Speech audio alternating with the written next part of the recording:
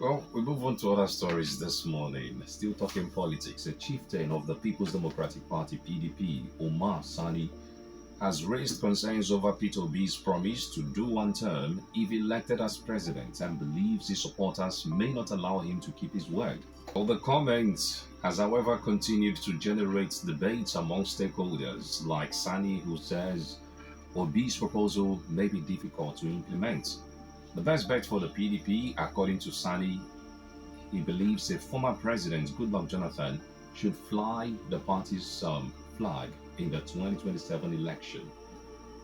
When I read this news this morning, it made me remember former President Goodluck Jonathan, who also wanted or agreed to do one term. But when he got into office, Niger Delta youths, Edwin Clan, powerful forces in the south, say, waiting! Go complete your second term. Who is the North? Who are they? The pressure was much. Jonathan had to join the race and he failed woefully. So perhaps that's why this man is saying it's hard to keep such an agreement going, even if Obi has the integrity. But especially from the southeast, we've been eyeing this presidency for decades. And if Obi eventually gets there, Igbo leaders will call him for a meeting. One day sit down. You say, waiting, you won't do one term. All the other people that enter this are so wrong. Who did one term? By the time they put your talk inside your head, you even know when you will go and collect the form. So I think I agree with him. It's hard. You may just be a good person, but the pressure will be so much. And if you follow the obedience of social media, those guys can mount pressure. Well, I wish him well. Well, most times, decisions that politicians take are influenced by people we call hangers on, people who benefit from these politicians. Most times, you see those who occupy certain offices take certain decisions, not because that decision is favoring them, but because of the implication on the people who hang around them. You talked about Goodluck Jonathan, even the late President Muhammad Buhari at a point, because of his health, there was an impression that he was going to do just one term. But you could tell that the people around him were mounting pressure. Despite his health challenges, they insisted that the man must do a second term. Which brings me to the question. I think people are failing to understand Obi's argument. As far as our constitution is concerned, it is not the right of these politicians to go for 8 years.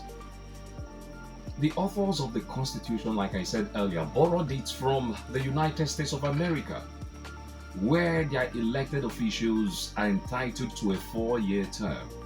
Who says after doing 4 years you must do another 4 years? They have made it a norm in Nigeria, my They brother. don't make it look like an automatic Exactly. thing. That To once the extent that once the government and they'll say, allow him finish his. that's it. It's 8 years. Where Can can someone show me in the Constitution where it is captured? It is not captured. Every elected official, at least at the state and federal level, is entitled to a 4-year term.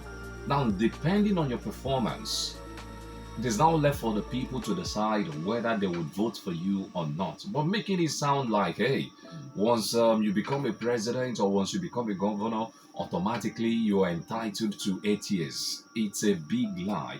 And because of the manipulation of our electoral process, because people's votes no longer count, some of these men believe it is their birthright to go for 8 years, whether they deliver the first 4 years or not. If our election was fair enough, the way it ought to be, believe me, most people championing second term on their own will tell themselves the truth that, hey, because of my abysmal performance, these people obviously will not vote for me. No need wasting my money, wasting my resources, and disgracing my family. Let me just take a bow. But that is not what we are seeing. Because they have access to money, they believe they can buy everybody, buy votes on election day, settle electoral officers, and manipulate a system for them to get their 8 years. So I just wish people would understand Obi's arguments. Yes, the great Nelson Mandela of South Africa on his own said he was going to do just one time. He did it. Heaven did not fall. Today, he remains one of the best leaders to have emerged out of Africa, not just South Africa.